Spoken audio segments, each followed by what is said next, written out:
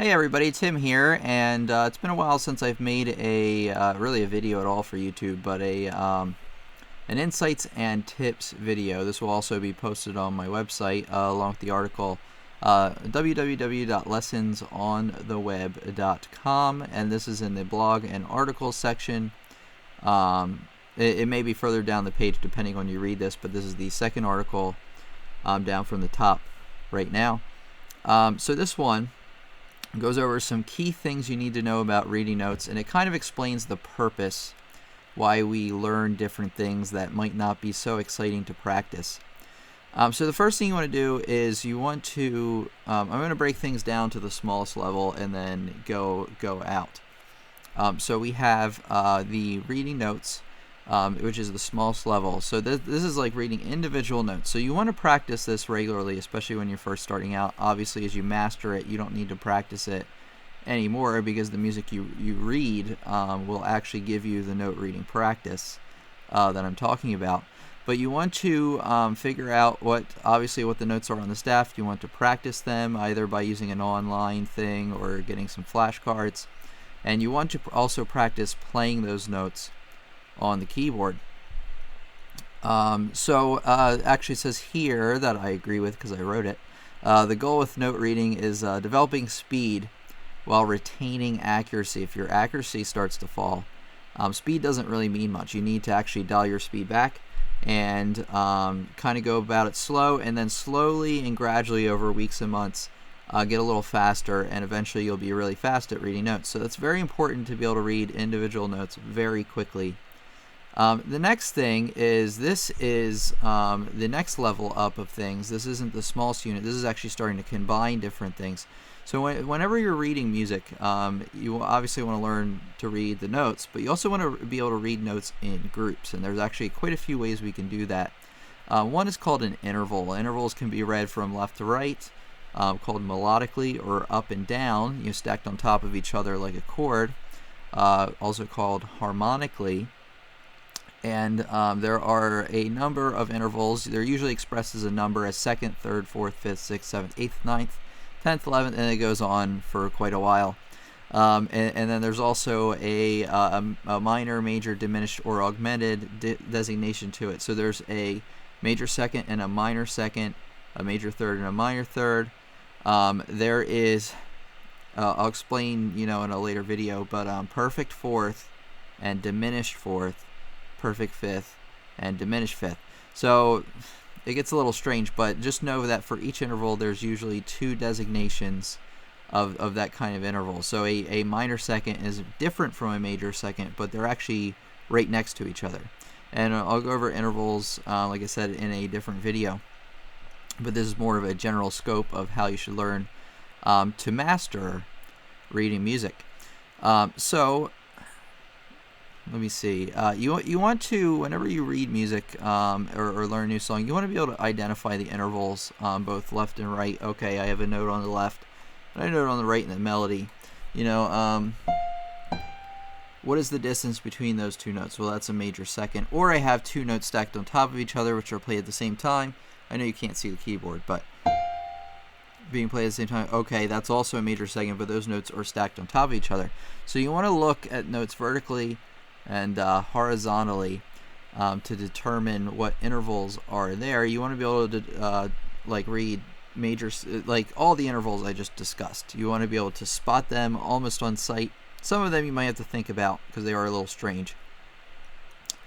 But I would work on that. So just be aware of these things is the most important thing. And then if you want to perfect your technique, go through and master identifying intervals. We also have scales, not everybody's favorite to play. I have students ask me all the time why they have to learn scales. Scales is another way of grouping notes together. It really is.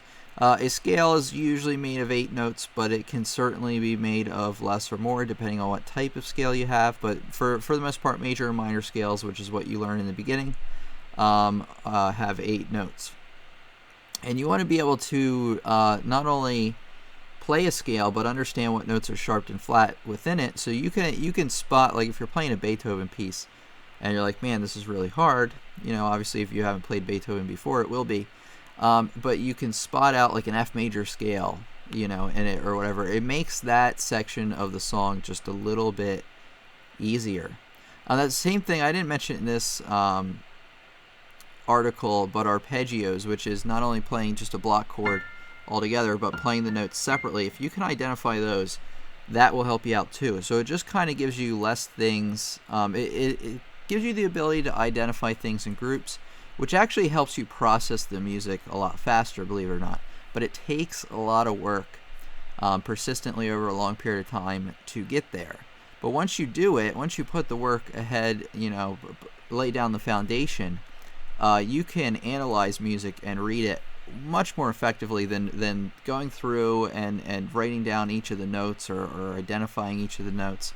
That takes a long time, and it's fine at first. Obviously, when you're first learning, you want to do that to master your notes. But after a while, you want to be able to identify intervals and scales. And the next thing I'm going to talk about, just making sure I didn't forget anything yet. Scales should be a regular component of your piano practice. Like I said, not the most exciting things to practice, but very, very, very helpful for sure. You want to know your chords. Chords are notes stacked on top of each other. You notice I used the word harmony before. Well, chords are another way of expressing harmony. So instead of saying, okay, I have a major second stacked on top of a note, or a major third stacked on top of a note, and then a minor third stacked on top of that note, instead of saying that, I was going to say, well, that's a major triad, and by knowing the type of chord, I automatically know what intervals are involved in that chord and the spacing between them. So that's actually taking intervals to the next level.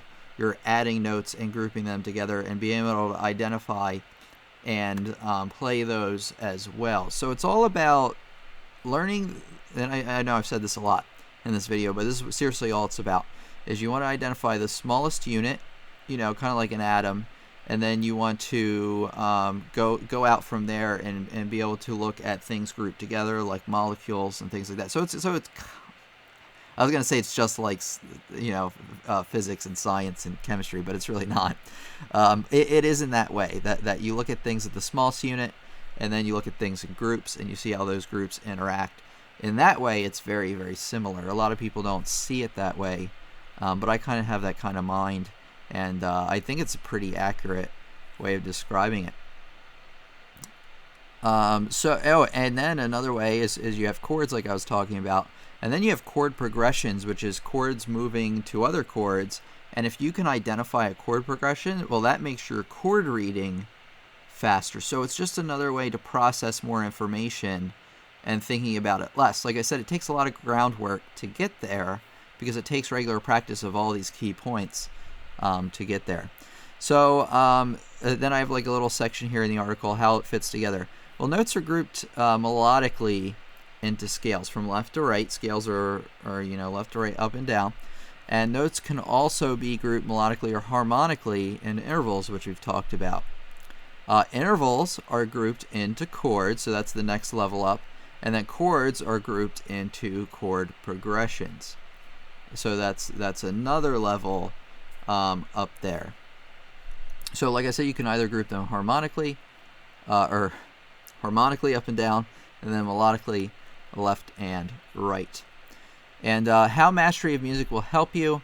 This is an easy answer. The better you can read music, the faster you will learn, and the more accurate your playing will be. And actually, the more enjoyment you will get out of playing music. It doesn't seem like it when you're first learning your scales. You're maybe like, oh, I don't understand why my teachers make me do this. I don't know why Tim mentions it in his YouTube videos or in his classes, and why that's important. I don't get it.